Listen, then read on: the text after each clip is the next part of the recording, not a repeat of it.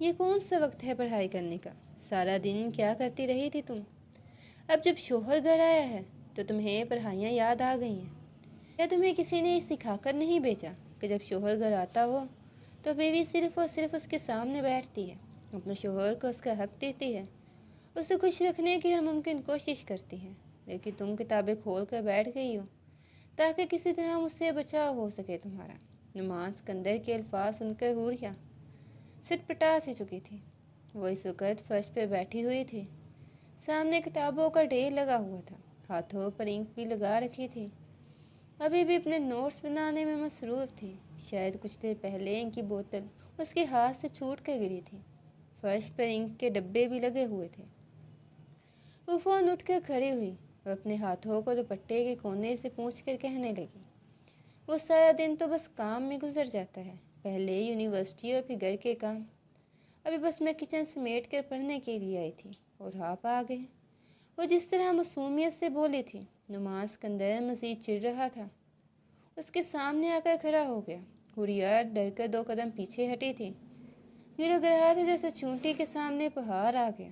نعمان مزید چڑھ کر کہنے لگا، بہانے مت بناؤ میرے سامنے، جانتا ہوں مجھ سے چھٹکارا پانے کے لیے تم بہانے ڈھونڈتی رہتی ہو۔ آئندہ کے بعد جب میں کمرے میں آؤں تو تم کتابیں کھول کر نہیں بیٹھو گی، بلکہ صرف اور صرف وہ کرو گی جو میں تمہیں کہوں گا۔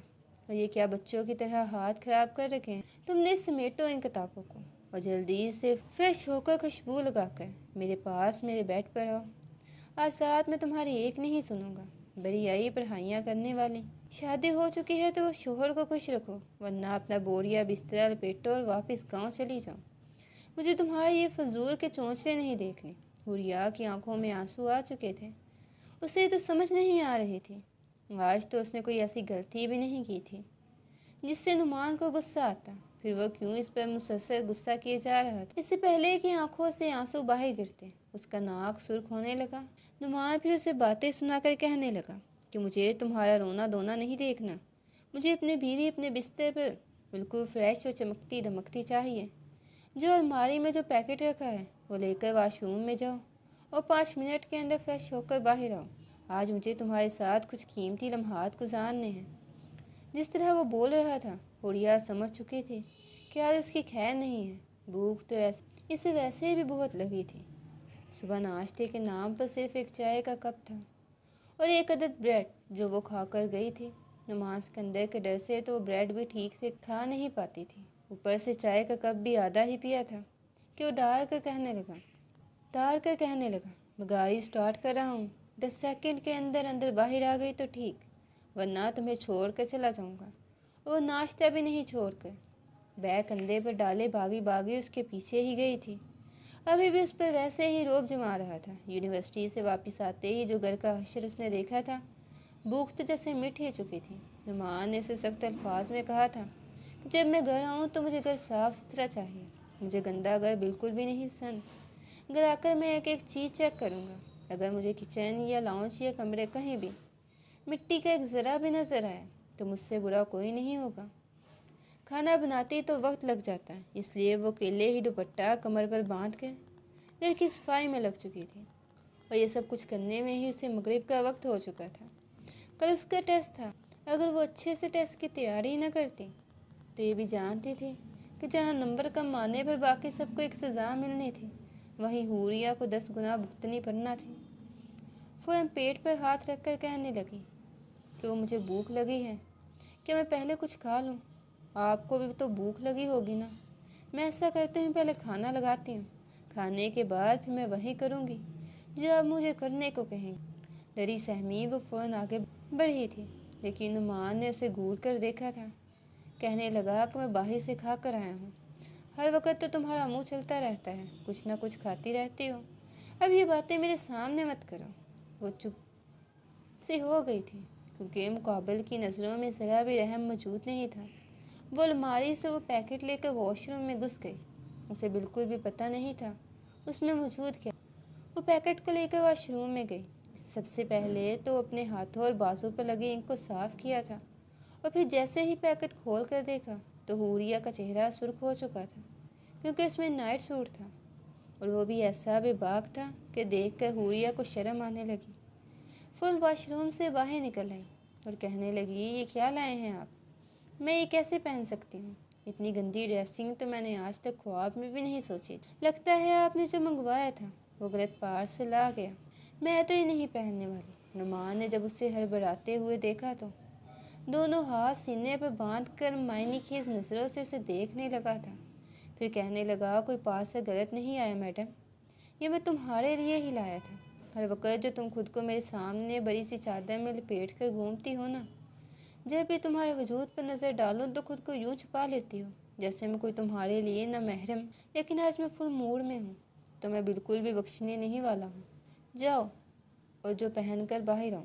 اس سے پہلے اگر کچھ بولتی وہ اگلی پر دھاڑ کر کہنے لگا، نو مور ایکسکیوزز۔ حوریہ، مجھے مجبور مت کرو کہ مجھے غصہ آ جائے اور پھر میں تمہارے ساتھ بہت برا سلوک کروں گا۔ اس کے غصے سے واقف تھی، ڈر کر واپس واش روم میں بند ہو چکی۔ فریش ہونے کے بعد جب اس نے اس ڈریس کو پہنا تھا تو وہ تو آئینے کے سامنے خود کے ساتھ نظریں ملانے کے بھی قابل نہیں رہی تھی۔ اسے بے تحاشا شرم آ رہی تھی۔ کہنے لگی، یہ کیسی مصیبت ہے؟ پتہ نہیں میں نے کون سا گناہ کیا جو مجھے اس خروش جیسا شوہر ملا۔ یہ تو پتہ نہیں میرے ساتھ آگے چل کر کیا کیا کروائیں گے۔ قسم سے اماں، آپ نے میرے ساتھ بالکل بھی اچھا نہیں کیا۔ صرف یہی تو کہا تھا مجھے آگے پڑھنا ہے اور پڑھنے کی سزا دیں گی آپ۔ میں آپ کو کبھی معاف نہیں کروں گی۔ وہ آنکھوں میں آئے آنسوں کو صاف کرتی اپنے گرد چادر لپیٹ کر واش روم سے باہر نکلی تھی۔ بیڈ پر نیم دراز بیٹھا ہوا نعمان سکندر اسی کا انتظار کر رہا تھا۔ جیسے ہی اس کی نظر حوریہ پر پڑی تو بے ساختہ اس کی ٹانگوں کی طرف دیکھنے لگا جو اس وقت اس جالی دار نائٹی سے صاف چلک رہی تھی، لیکن اوپر سے اس نے وہ چادر لے رکھی تھی۔ نعمان مسکرا کر اسے دیکھتا ہوا کہنے لگا کہ ہٹاؤ اس چادر کو بیوقوف لڑکی، چادر کیوں رکھی ہے؟ تم نے جلدی کرو، شاباش، میں تمہارے حسن سے اپنی آنکھوں سے سیکھنا چاہتا ہوں۔ حوریہ گھبرا چکی تھی، کہنے لگی کہ مجھے شرم آ رہی ہے، پلیز آپ ایسا مت کرو۔ میں سچ کہتی ہوں، میں آپ سے بھی عمر میں بہت چھوٹی ہوں، آپ کے ساتھ اس رشتے کو آگے کیسے بڑھا پاؤں گی؟ مجھے اپنی پڑھائی تو مکمل کرنے دیں۔ جب ہمارا نکاح ہو رہا تھا تو آپ نے خود کہا تھا کہ جب تک میری پڑھائی مکمل نہیں ہو جاتی آپ میرے قریب نہیں آئیں گے، اور آپ بھی تو مجھ پر غصہ کرتے تھے نا۔ مجھے سب کچھ میاں بیوی والے تعلق تو ان دونوں کے بیچ قائم ہوتا ہے جو ایک دوسرے سے محبت کرتے ہوں، لیکن نہ تو آپ مجھ سے محبت کرتے ہیں اور نہ ہی میں، پھر کیوں آپ مجھے سب کچھ کرنے کو کہہ رہے ہیں؟ حوریہ بس کسی نہ کسی راہ فرار تلاش کر رہی تھی، لیکن اس کے منہ سے یہ الفاظ سن کر نعمان کے ماتھے پر ایک بار پھر سے لکیریں سخت ہوئی تھی۔ وہ اٹھ کر اس کے سامنے آیا اور ایک جھٹکے سے اس کی چادر کو کھینچ ڈالا تھا۔ جھوڑے میں بندھے بال بھی کھل کر شانوں پر پھیل چکے تھے۔ وہ حوریہ کا حسین سراپے دیکھ کر اپنا آپ بالکل کھو ہی چکا تھا۔ وہ اسے فوراً کمر سے کھینچ کر اپنے قریب کر گیا اور ٹھوڑی سے اس کا چہرہ اوپر اٹھا کر اسے دیکھنے لگا، پھر کہنے لگا، وہ تو میں نے آج سے 2 مہینے پہلے کہا تھا، لیکن اب تم میری بیوی ہو، اس کمرے میں میرے سامنے رہتی ہو، محبت تو مجھے ویسے بھی تم سے نہیں ہے، اور ویسے بھی جس خاندان سے تم آئی ہو وہاں تو یہ عورتیں 10-12 بچے تو یہ چٹکیوں میں ہی پیدا کر دیتی ہیں۔ ان کا چہرہ تو دیکھ رکھا نہیں ہوتا، لیکن ہر رات ان کے ساتھ اپنے حقوق بڑے اچھے سے وصول کرتے ہیں۔ محبت تو تم جیسی بیوقوف لڑکی سے مجھے ہونے سے رہی، لیکن کم از کم میں اپنی تسکین کا تو سامان تیار کروں۔ یہ کہہ کر وہ اسے باہوں میں بھر کر بستر پر لے آیا تھا۔ حوریہ گھبرا رہی تھی، لیکن جانتی تھی اس شخص کے چنگل سے نکلنا اس کے لیے آسان نہیں تھا۔ وہ بغیر اس کی کچھ سنے اس پر جھکتا چلا گیا، اس کے وجود پر اپنی جاب چھوڑنے لگا۔ حوریہ کی دبی دبی سسکیاں نکلنے لگی تھی۔ وہ اس سے اپنا حق وصول کرتا رہا۔ پوری رات میں ایک بار بھی اس نے اسے چین سے سونے نہیں دیا تھا۔ صبح کے 4 بج چکے تھے جب حوریہ نے تھکے ہوئے انداز میں کہا کہ پلیز اب تو سونے دیں، مجھے میری کمر اکڑ گئی ہے، ایسے لگ رہا ہے جیسے میرے جوڑ ہل گئے ہیں۔ نعمان نے ایک نظر اسے دیکھا، اس کی آنکھوں میں بھی نیند آ چکی تھی، یوں ہی اسے باہوں میں بھر کر سو چکا تھا۔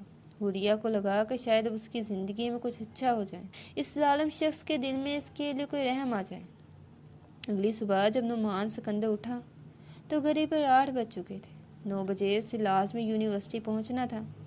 کہنے لگا، اوہ نو، بہت لیٹ ہو گیا آج۔ تمہیں اٹھو، حوریہ، یونیورسٹی نہیں جانا کیا؟ لیکن وہ تو بے خبر اوندے منہ لیٹی سو رہی تھی۔ ساری رات جا کر اس نے اب بالکل بھی ہمت نہیں تھی کہ وہ اٹھ پاتی۔ اس کے کھراٹوں کی آواز سن کر نعمان نے بھی اسے دوسری بار آواز نہیں دی تھی۔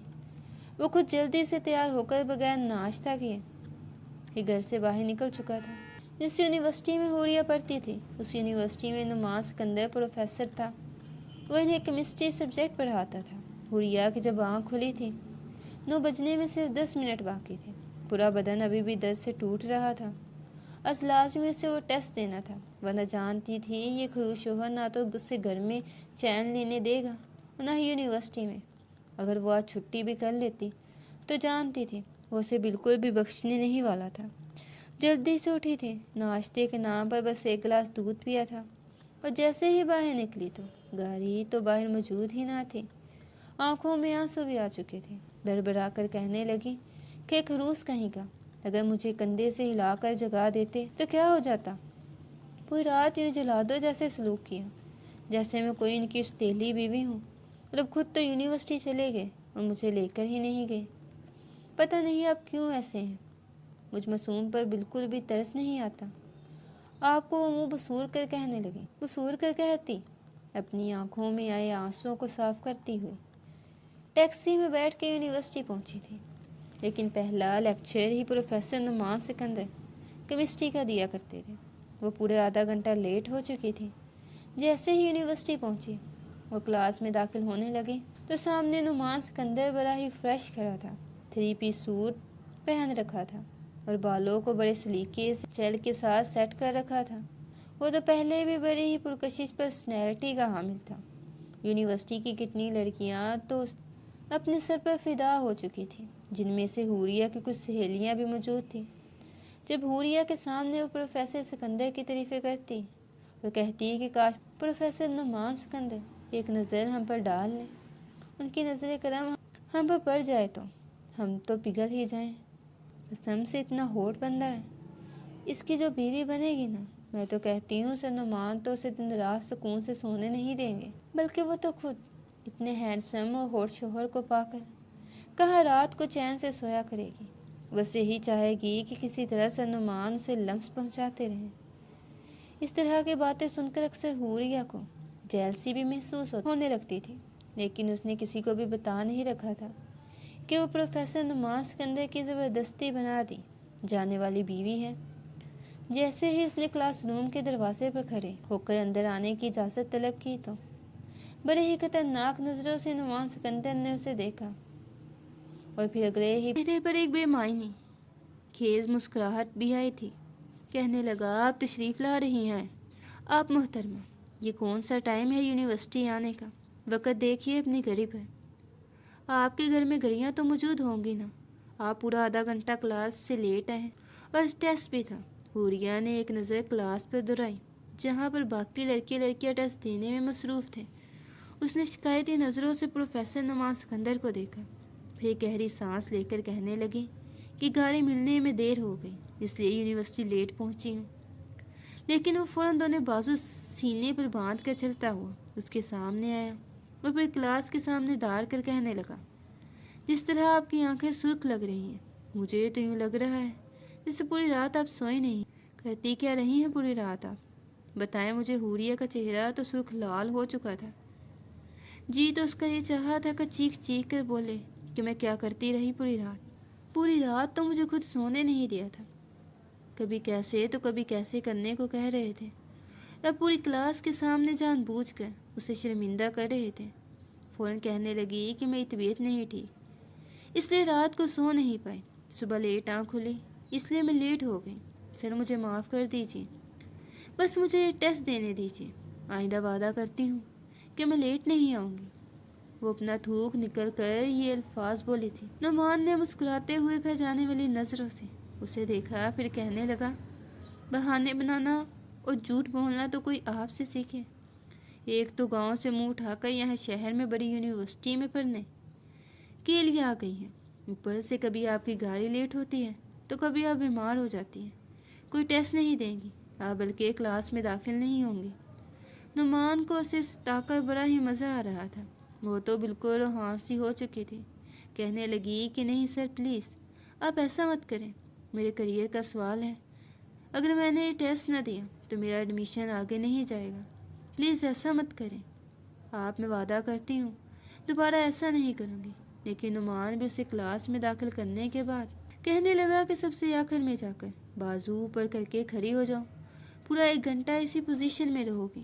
اس کے بعد ہی میں سوچوں گا کہ تمہیں ٹیسٹ دینا ہے یا نہیں. حوریہ کی آنکھیں تو جیسے بھر ہی آئی تھی. چپ چاپ کلاس کے سب سے پیچھے جا کر کھڑی ہو گئی اور دونوں بازو بھی اوپر کر لیے. لڑکے مڑ مڑ کر اسی کو دیکھ رہے تھے. اونچے مگوئیاں کر رہے تھے. اس کی دوستیں تو ترس کھاتی نگاہوں سے اسے دیکھتی رہ گئی. حوریہ سختی شرمندگی محسوس کر رہی تھی. دل میں ایک عجیب سی نفرت میں محسوس ہونے لگی تھی. آنکھوں سے آنسو گر رہے تھے. لیکن نعمان سکندر کو پرواہ ہی کہاں تھی. حوریہ ایک عام چھوٹے سے گاؤں میں رہنے والی خانزادہ خاندان سے تعلق رکھنے والی ایک لڑکی تھی. ماں باپ کی اکلوتی تھی. دلاور خانزادہ کو اللہ تعالیٰ نے 5 بیٹے عطا کیے تھے اور 5 بیٹوں کے بعد ہی لاڈلی بیٹی ملی تھی. 5 بھائیوں کے ساتھ ساتھ دلاور خان بھی اپنی بیٹی کو دل و جان سے محبت کرتا تھا. جیسے ہی حوریہ خانزادہ دنیا میں آئی تو اس کے تایا نے فون یہ کہہ دیا تھا کہ یہ تو میری بہو بنے گی. بس میں نے کہہ دیا ہے یہ میری بیٹی بنے گی. حوریہ کے تایا شیر خان کے بھی 6 ہی بیٹے تھے. دلاور خان کہنے لگا آپ کس بیٹے کے لیے میری بیٹی کو مانگ رہے ہیں؟ تو فوراً مسکرا کر کہنے لگا کہ میں اپنے بڑے بیٹے نعمان سکندر خان کے لیے تمہاری بیٹی کا ہاتھ مانگ رہا ہوں. یہ سن کر لالا گل کا چہرہ تھوڑا مرجھا گیا تھا. دونوں بھائی تو فوراً حوریہ کے پیدا ہونے کی خوشی میں لائے گئے مٹھائی کو ہی ایک دوسرے کو مبارکباد کے طور پر کھلانے لگے. لیکن بعد میں حوریہ کی ماں اپنے شوہر سے کہنے لگی ہے نعمان سکندر اس وقت 10-12 سال کا ہے. ہماری حوریہ سے تو بہت بڑا ہے. عمر میں اگر وہ اسے بیٹی بنانا ہی چاہتے تھے تو اس کے ہم عمر سے بناتے. نعمان تو ابھی سے ہی بڑا غصے والا ہے اور میری معصوم بچی. لیکن دلیر خان کہنے لگا ہم مرد ہیں اور فیصلے مرد ہی کرتے ہیں. تم اپنے اندیشے اپنے پاس رکھو. کم سے کم ہماری بیٹی ہمارے سامنے تو رہے گی. اور ویسے بھی میں اپنے بھائی کو زبان دے چکا ہوں. حوریہ اگر بیوی بنے گی تو نعمان سکندر کی ہی بنے گی. یہ وقت نے رفتار پکڑی اور حوریہ بڑی ہونے لگی تھی. باقی خاندان کی لڑکیوں نے تو کسی نے 5 تو کسی نے 8 جماعتیں پڑھی تھی. پڑھ کے اسکول چھوڑ دیا تھا اور وقت سے پہلے ہی ان کی شادیاں کروا دی گئی تھیں. لیکن حوریہ جس طرح اپنے ماں باپ کی اور خاندان بھر کی لاڈلی تھی اور پڑھائی میں بھی بڑے اچھے نمبر لیا کرتی تھی. پہلے پہل تو دلاور خان نے بھی یہ سوچا تھا کہ اپنی بیٹی کو صرف 8 جماعتیں ہی پڑھائے گا. اس کے بعد نعمان سکندر سے اس کا نکاح کروا دے گا. لیکن نعمان خود بھی پڑھائی کر رہا تھا. میٹرک کے بعد وہ شہر چلا گیا تھا اور جہاں پر اس نے آگے کی پڑھائی کرنا شروع کرتی تھی خاندان بھر میں اس نے لڑکوں میں سب سے زیادہ پڑھا تھا. اور حوریہ بھی نعمان سکندر کی دیکھا دیکھی یہ کہتی تھی کہ جس طرح نعمان لالا بڑے ہیں میں بھی شہر جا کر بڑے اسکول اور کالجوں میں پڑھوں گی. لیکن اس کی ماں اسے فوراً ٹوک دیا کرتی تھی. میٹرک کا رزلٹ آیا تو حوریہ نے پورا ضلع بھر میں ٹاپ کیا تھا. اس کے تایا جان تو یہ کہہ رہے تھے کہ میں نعمان کو کہتا ہوں کہ اب شہر سے واپس آئے اس کی اور حوریہ کی شادی کروا دیتے ہیں. لیکن حوریہ پھوٹ پھوٹ کر رونے لگی تھی. جوانی کی دہلیز میں قدم رکھنے کے بعد محبت اور احساس کے جذبات اس کے دل میں بھی پنپنے لگے تھے. نعمان سکندر جب بھی گاؤں آتا تھا تو اس کے تو مزاج ہی کسی سے نہیں ملتے تھے. بر انگلش میں بات کیا جاتا. چھوٹی چھوٹی بات پہ غصہ کیا کرتا. حوریہ کو تو بلا وجہ ہی ڈانٹنا شروع کرتا. وجہ یہ بھی تھی کہ نعمان سکندر اپنی ہم عمر ہم پلا لڑکی سے شادی کرنا چاہتا تھا. وہ یہی چاہتا تھا شہر میں پڑھی لکھی لڑکی کے ساتھ شادی کرے. وہ اپنے خاندان کی پٹھان لڑکی سے شادی نہیں کرنا چاہتا تھا. یہ بات اس نے ڈھکے چھپے الفاظ میں اپنی ماں سے بھی کہتی تھی کہ میں پڑھا لکھا لڑکا ہوں اور مجھے اپنے جیسی ہی ایک ماڈرن لڑکی چاہیے. میں آپ کے اس خاندان کی کسی لڑکی کو اپنی بیوی بنا کر شہر کیسے لے جا سکتا ہوں؟ یہ تو وہاں میری ناک ہی کٹواتی رہے گی. لیکن چونکہ بڑوں کا فیصلہ تھا بچپن سے ہی طے ہو چکا تھا کہ حوریہ ہی نعمان کی بیوی بنے گی تو نعمان کو بھی خاموش ہونا پڑا. یوں رو دھو کر حوریہ نے اپنی پڑھائی کی اجازت طلب کر لی تھی اور وہیں گاؤں میں ہی موجود سرکاری کالج میں اس نے FSC کی. وہاں پر بھی اس نے 2 سال لگا کر بڑے اچھے نمبر سے اپنی پوزیشن برقرار رکھی تھی. جب اس کا 12ویں کا رزلٹ آیا تو لاور خان نے پورے گاؤں میں مٹھائی بانٹی تھی۔ اپنے باپ کے پاس بیٹھ کر وہ اس روز کھانا کھا رہی تھی جب دلاور خان کہنے لگا کہ اب میں اپنے بھائی سے کہتا ہوں کہ نعمان کو بلایا، تمہاری شادی کر دیتے ہیں، تم نے جتنا پڑھنا تھا پڑھ لیا۔ حوریہ کی آنکھوں میں ایک بار پھر سے آنسو آنے لگے تھے۔ کہنے لگی کہ نہیں بابا جان، میں ابھی اور پڑھنا چاہتی ہوں۔ میں چاہتی ہوں میں ڈاکٹر بنوں یا پھر میں MBA کروں، اپنا بزنس سنبھالوں۔ میں وعدہ کرتی ہوں میں آپ کا سر کبھی جھکنے نہیں دوں گی۔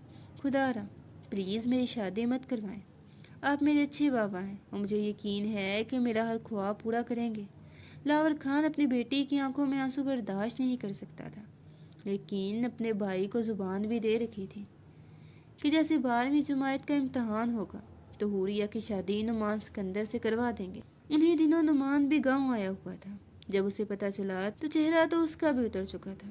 آخری بار اپنے باپ سے کہنے لگا کہ حوریہ بھی عمر میں مجھ سے بہت چھوٹی ہے، میں کالج میں پروفیسر ہوں اور ساتھ ساتھ میں اپنا بزنس شروع کرنے کا بھی سوچ رہا ہوں۔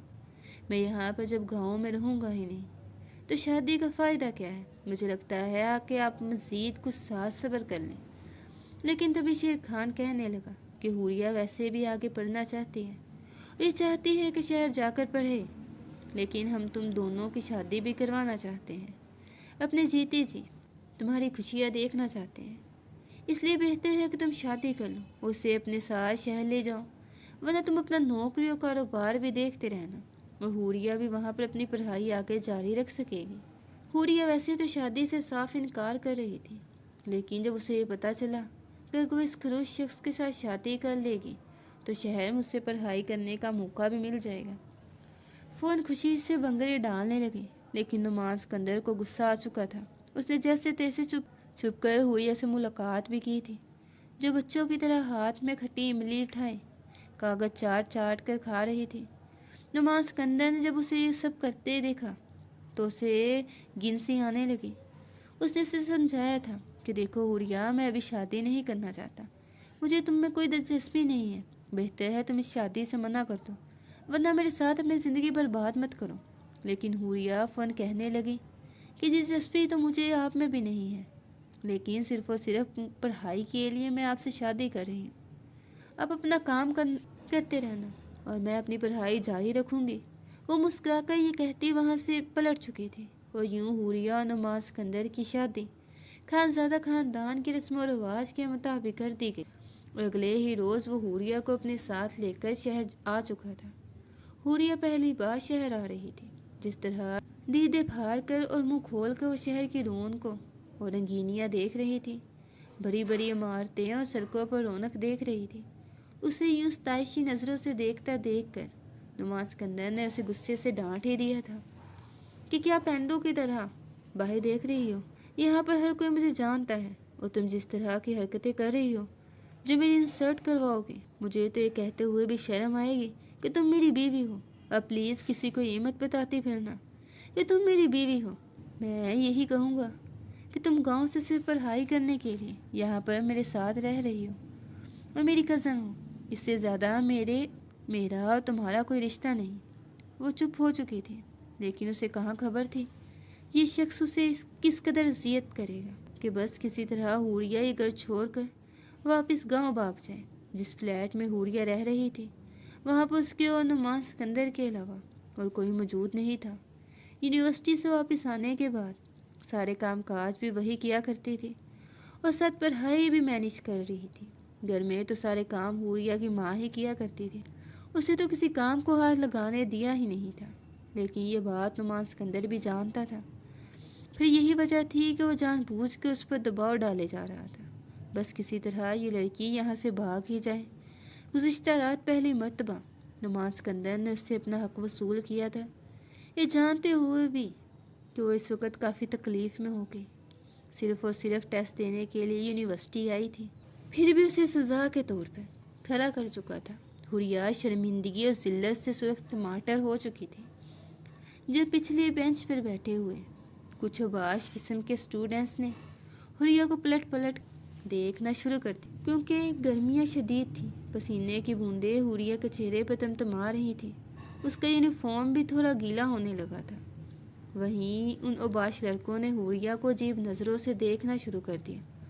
حوریہ نے جب بازو نیچے کیے تو نعمان سکندر نے اسے یوں ہی کھڑا دیکھا تو ایک بار پھر غصہ کر کے کہنے لگا، میں نے تمہیں کہا تھا بازو اوپر کر کے کھڑی ہو، پھر نیچے کیوں کیا؟ تمہاری اب سزا یہی ہے، بینچ پر دونوں کھڑی ہو جاؤ۔ اور حوریہ کو اس وقت نعمان سکندر پر بے تحاشا غصہ آیا تھا۔ وہ کب سے اور کتنے دنوں سے اسی کی بلا چاہ باتیں اور حرکتیں برداشت کرتی جا رہی تھی، لیکن بے بسی کا سما بنے وہ بینچ پر ہاتھ اوپر کر کے کھڑی ہو گئی۔ اب تو اور زیادہ ان لڑکوں نے گور گور کر حوریہ کو دیکھنا شروع کر دیا تھا۔ جب نعمان سکندر کی نظر ان لڑکوں پر پڑ گئی، ایک دم سے غیرت نے جوش مارا تھا۔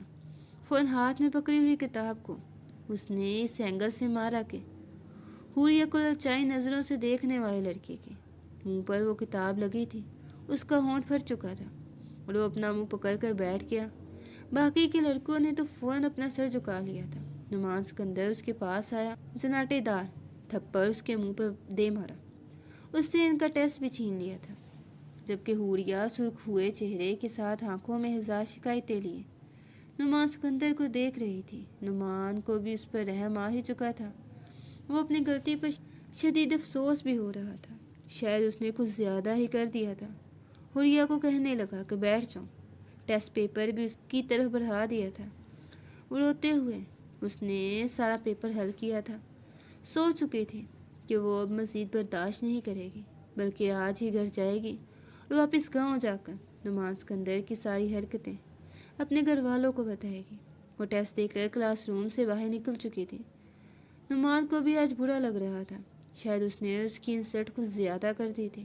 سوچ رہا تھا کہ آج اسے جلدی گھر لے جائے گا اور باہر سے کھانا بھی کھلائے گا، اتنی سی بات پر وہ مان جائے گی۔ لیکن تبھی پرنسپل نے نعمان کو اپنے آفس میں بلا لیا۔ جب تک وہ وہاں سے فارغ ہو کر نکلا تو اسے ریڈ اوور میں حوریہ کی سہیلی جاتی ہوئی دکھائی دی۔ نعمان سکندر اسے کہنے لگا کہ کلاس سے حوریہ کو بلا لے، مجھے اسے کچھ کام ہے، لیکن وہ فون کہنے لگی، سر وہ تو کچھ دیر پہلے ہی جا چکی ہے۔ نعمان کے ماتھے پہ بل پڑے تھے، کہنے لگ گیا کہ چلی گئی، لیکن کس کے ساتھ؟ حوریہ کی سہیلی کہنے لگی کہ پتہ نہیں کس کے ساتھ، لیکن سر آپ نے آج اس کے ساتھ اچھا نہیں کیا، وہ تو اتنی اچھی لائک فائک لڑکی، لیکن پتہ نہیں آپ کیوں اسے چڑھتے رہتے ہیں، قسم سے روز آپ کلاس میں اس کو رلا رہے ہوتے ہیں اور آج لڑکوں کے سامنے آپ نے اس سے بازو اوپر کروا کے کھڑا کر دیا، کتنی شرمندگی ہوئی ہوگی۔ قسم سے روز آپ کلاس میں اسے رلا رہے ہوتے ہیں اور آج لڑکوں کے سامنے آپ نے اسے بازو اوپر کروا کے کھڑا کر دیا، کتنی شرمندگی ہوئی ہوگی اس کو۔ نعمان سکندر کو بھی اپنی غلطی کا احساس ہو رہا تھا، لیکن اس لڑکی کے سامنے خود کو کمپوز نہیں ہونے دینا چاہتا تھا۔ کہنے لگا، اچھا ٹھیک ہے، جاؤ یہاں سے، مجھے مت سکھاؤ۔ وہ منہ بسورتی ہوئی وہاں سے جا چکی تھی۔ نعمان سکندر بھی فون گھر کی طرف ہی آیا تھا۔ یہ دیکھ کر اسے حیرت کا جھٹکا لگا کہ فلیٹ کا دروازہ کھلا ہوا تھا۔ اندر آتے ہی بلا وجہ حوریہ کو ڈانٹنے لگا۔ وہ کسی بھی طرح اسے ڈانٹ کے اپنے سامنے بلانا چاہتا تھا۔ کہنے لگا کہ میں نے تمہیں کہا تھا جب گھر آ جاؤ تو ڈور کو لوک رکھا کرو، تمہیں سمجھ نہیں آتی میری بات؟ کہاں ہو؟ اب ادھر آؤ۔ اس کی اپنی آواز ہی گونج کر واپس لوٹ رہی تھی۔ فلیٹ میں کوئی موجود ہی نہیں تھی۔ اس نے کمروں میں جا کر دیکھا، واش روم کا دروازہ بھی کھولا، لیکن وہ وہاں بھی نہیں تھی۔ ہاں البتہ اس کا بیگ اور یونیفارم وہیں ایک جانب کو پڑا ہوا تھا، لیکن جو پیسے اس نے گھر میں کچھ بچا کے رکھے تھے وہ موجود نہیں تھے۔ لڑکی پیسے لے کر کہاں جا سکتی تھی؟ کچھ سوچتے ہوئے اس نے بھی اپنی گاڑی گاؤں کے راستے پر ڈال دی۔ حوریہ نے پیسے لیے تھے، وہ سیدھا بس میں آ کر بیٹھی تھی اور اپنے گاؤں کا راستہ وہ جانتی تھی۔ 2 گھنٹے کا راستہ تھا۔ 2 گھنٹے بعد جیسے ہی وہ بس اڈے پر اتری تو اس سے پہلے اس کے بھائی اسے لینے کے لیے آ چکے تھے۔ پورے راستے وہ پھوٹ پھوٹ کر روتی رہی تھی۔ وہ گھر پہنچتی اور اسے روتا ہوا گھر والوں نے دیکھا تو سبھی پریشان ہو چکے تھے۔ لاور خان کہنے لگا کہ تم اکیلی کیوں آئی ہو؟ نعمان کہاں ہے؟ اور یہ تم اتنی کمزور کیوں ہو گئی ہو؟ رنگت پیلی پڑ گئی ہے، میں نے تمہیں ایسے تو شہر نہیں بھیجا تھا۔ وہ روتی ہوئی اپنے بابا کے سینے سے لگ گئی اور پھر پھوٹ پھوٹ کر روتے ہوئے کہنے لگی کہ میں نے آپ لوگوں کو کہا تھا نا میری شادی ان سے مت کرنا، یہ جلاد ہے۔ اب دیکھو آپ نے کیا کیا ہے میرے ساتھ۔ جب تک بڑی تیزی سے کار ڈرائیو کرتا ہوا 2 घंटे का फासला तकरीबन 1 घंटे में तय करता हुआ नुमान सिकंदर गांव पहुंचा था। सामने घर के सभी अफराद मौजूद थे, उसके भाई और बाप भी, और हुरिया के बाप और भाई भी। वहां पर तुम मर्दों का मजमा लगा हुआ था। उन सब के बीच बैठी हुई हुरिया रो रोकर बता रही थी कि ये शख्स ज़बरदस्ती शादी के बदले कैसे कैसे लेता है। नुमान सिकंदर सुधर चुका था। धीरे धीरे हुरिया उसके दिल में जगह बनाने लगी थी, और कुछ इस तरह के उसने उसके साथ ताल्लुकात भी इसलिए काम किए थे क्योंकि वो ज़िंदगी में उसके साथ आगे बढ़ना चाहता था। मल्टी टैलेंटेड और टॉपर लड़की चाहिए थी जिसमें कुछ कर गुजरने की जुस्तजू हो। वो तो बस उसे तंग कर रहा था, लेकिन कहाँ खबर थी कि अब उसका ये मजाक इस मोड़ पर तक भी ले आएगा। वहीं पर खड़ा था जब शेर खान उठा और जोरदार थप्पड़ अपने बेटे के मुंह पर दे मारा। कहने लगे, घटिया इंसान, क्या ऐसी तरबियत की थी मैंने तुम्हारी? तुम अपने घर के नौजवानों के लिए ये मिसाल कायम कर रहे हो। अपने ही घर की बच्ची के साथ तुमने कैसे रवैया रखा? मैंने गलती कर दी हुरिया को तुम्हारी बीवी बनाकर। मुझे अगर पता होता कि पढ़ाई लिखाई करने के बाद मर्द का दिमाग ऐसा ख़राब हो जाता है तो मैं कभी भी तुम्हें पढ़ाई ना करवाता, बल्कि गाँव में रख कर काम काज करने को कहता। नुमान सिकंदर अपने बाप के सामने कुछ बोल ही नहीं पाया था। हुरिया को उसकी माँ अपने कमरे में ले गई थी। वो तो साफ कह चुकी थी कि ये मेरे साथ नहीं रहना चाहते तो बेशक मुझे इनसे तलाक दिलवा दें, लेकिन मैं मज़ीद अपनी बेइज्जती नहीं करवाना चाहती। कैसी गैरत है इनमें, गैर लड़कों के सामने मुझे बाजू ऊपर करवा कर खड़ा कर दिया। क्या पठान के बिले में गैरत बिल्कुल ख़त्म हो चुकी है, या इन तक पहुँचते पहुँचते ख़त्म हो गई? ये अपनी बीवी को यूँ सरेआम जलील कर रहे थे। नुमान इस बात पर शर्मिंदा था। उसने अपने बाबर चचा से भी माफ़ी मांगी थी। जुनून में तो हुरिया ने यह भी कह दिया था कि उससे आगे पढ़ना ही नहीं है, ना ही वो वापस शहर जाएगी। 1 हफ्ते बाद उसके पेपर शुरू होने वाले थे। नुमान अंदर ही अंदर कलस कर रह गया था। वो हुरिया से अकेले में बात करना चाहता था, लेकिन कोई भी उस हुरिया के कमरे तक जाने ही नहीं दे रहा था। हुरिया के 5 भाई उसे काट खाने को दौड़ रहे थे। 2 महीने तक वो उसकी नज़रों के सामने रही थी। उसकी हर जिद और गुस्से के आगे छुप कर सहम कर खड़ी हो जाती थी, और अकेले बैठ कर लेटते हुए नुमान खुद को कोसे जा रहा था। वो बार बार करवट बदल कर रह जाता, बस उस लड़की को किसी भी तरह अपने हिसार में लाना चाहता था। अकेले में उसे नींद नहीं आ रही थी। रात के तकरीबन 1 बज रहा था जब वो धीरे से दरवाज़ा खोल कर बाहर निकला और बगैर चाय पैदा किए सीधा हुरिया के कमरे के करीब आया था। धीरे से नाप गमाई तो इत्तेफाक था कि हुरिया ने आज कमरा लॉक ही नहीं किया था। वो बेड पर गहरी नींद सो रही थी जब दरवाजे को लॉक करके नुमान सिकंदर उसके करीब गया, उसे बाहों में भरकर उसके पास लेट गया। हुरिया भी यही समझ रही थी कि वो कोई ख्वाब देख रही है। नुमान ने उसे अपनी बाहों में भरकर पहले अपने लब उसकी आंखों पर रखे थे और फिर गालों पर वो उसे जुनूनी अंदाज में चूम रहा था। जब हुरिया को होश आया तो खुद को नुमान की गिरफ्त में देखकर वो कसमाई थी। इससे पहले कि हलक से चीख निकलती, नुमान ने उसके लबों पर हाथ रख दिया था। कहने लगा कि शोर मत मचाना, शोहर हूँ तुम्हारा, कोई गैर नहीं। सॉरी करने आया हूँ, तुमसे मानता हूँ मैंने गलत किया, तुम्हें बहुत तंग किया, सताया, लेकिन सच तो ये है कि मैं तुमसे मोहब्बत करने लगा हूँ और तुम्हारे बगैर मेरा अब गुजारा नहीं है। और ये क्या बकवास कर रही थी घर वालों के सामने कि मुझे तलाक दे दो, मैं तुम्हें मरकर बेवा तो कर सकता हूँ लेकिन तलाक नहीं दे सकता, समझी? अब चुपचाप कल तुम सबके सामने कहोगे कि मेरे और नुमान के बीच ताल्लुकात ठीक हो चुके हैं, मेरे साथ वापिस शहर चलोगे। 2 दिन बाद तुम्हारा पेपर है और तुम वो पेपर दोगे। मगर हुरिया भी अब इससे बिल्कुल भी डर नहीं रही थी। उसका हाथ अपने मुंह के सामने से हटाकर कहने लगी कि मैं गुलाम नहीं हूँ, समझे आप? मैं आपकी कोई बात नहीं मानने वाली और ना ही मुझे पढ़ाई करनी। आप मुझे वहाँ लेकर गए तो आपका क्या भरोसा इस बार मुझे मार ही दें। कोई मोहब्बत नहीं हुई आपको मुझसे, ये सिर्फ और सिर्फ ड्रामा है और कुछ भी नहीं। अगला पूरा दिन नुमान ने वक्फे से उससे प्यार से समझाने की कोशिश की थी, लेकिन हुरिया पर बिल्कुल भी असर नहीं हुआ था। आखिरकार उसे पुराने वाला तरीका ही अपनाना पड़ा। वो छत पर कपड़े सुखा रही थी। जो छत पर गया उसे बाजू से खींच कर अपने साथ लगाकर कहने लगा, समझ क्या रखा है तुमने? एक तो नुमान सिकंदर खान ज़्यादा तुम्हारी मिन्नतें कर रहा है और तुम ज़्यादा ही हवाओं में उड़ना शुरू हो गई। चुपचाप अभी के अभी जाकर सबको कहोगे मैं नुमान के साथ शहर जा रही हूँ, ورنہ میں تمہاری اماں کے سامنے جا کر کہوں گا کہ مجھے میرا حق نہیں دیتی، مجھے اپنے قریب نہیں آنے دیتی۔ اسی بات سے ڈر کر یہ یہاں آ کر بیٹھ گئی ہے کہ کہیں بچے پیدا نہ کرنے پڑ جائیں۔ حوریہ کا چہرہ تو سرخ لال ہوا تھا۔ وہ اس کے سینے پر مکے مار کر کہنے لگی، جھوٹ کیوں بول رہے ہو، ٹھوس پروفیسر کہیں کے۔ میں نے کب کہا ایسا نعمان؟ سمجھ چکا تھا کہ تیر نشانے پہ لگ چکا ہے۔ چہرے پہ وہ معائنی خیز مسکراہٹ لا کر کہنے لگا، اگر اپنی عزت پیاری ہے تو جو میں کہہ رہا ہوں وہی کرو۔ اپنی ماں کے سامنے وہ کم از کم یہ سب کچھ نہیں بلوانا چاہتی تھی، اس لیے اپنی ماں اور باپ کے سامنے اس نے کہا تھا کہ وہ نعمان کے ساتھ واپس شہر جانا چاہتی ہے اور پیپر دینا چاہتی ہے۔ میں بس کچھ زیادہ ہی جذباتی ہو گئی تھی، ورنہ نعمان تو میرے بڑے اچھے شوہر ہیں۔ وہ وہی الفاظ بول رہی تھی جو کچھ نعمان نے اسے بولنے کو کہا تھا۔ گھر کے مردوں نے فیصلہ حوریہ پر ہی چھوڑ رکھا تھا کہ اگر وہ نعمان کے ساتھ جانا چاہے تو ہی اسے بیچا جائے گا، ورنہ وہ یہی رہے گی۔ بلیک میلنگ کرنے پر اور گہری سانس خارج کر کے جانے کے لیے مان گئی۔ وہ اسی رات واپس شہر کے لیے نکل چکے تھے۔ حوریہ کا دل ڈر رہا تھا کہ نہ جانے اس بار اسے فلیٹ میں لے جا کر جانے کے بعد نعمان اس کے ساتھ کیسا رویہ رکھے گا۔ لیکن گھر آنے کے بعد اس نے باہر سے کھانا بھی منگوا لیا تھا اور خود اس کی کتابیں کھلوا کر اسے اپنے سامنے بٹھا کر پڑھانے لگا، اور وہ بھی تھوڑی نرم پڑ چکی تھی۔ اسے جو بھی سمجھ نہ آتا وہ نعمان سے پوچھ رہی تھی اور وہ بڑے پیار سے اسے سب کچھ سمجھا رہا تھا۔ جب تک اس کے پیپر نہ ہو گئے نعمان نے اسے بالکل بھی تنگ نہیں کیا تھا، نہ ہی اس کے قریب آیا تھا۔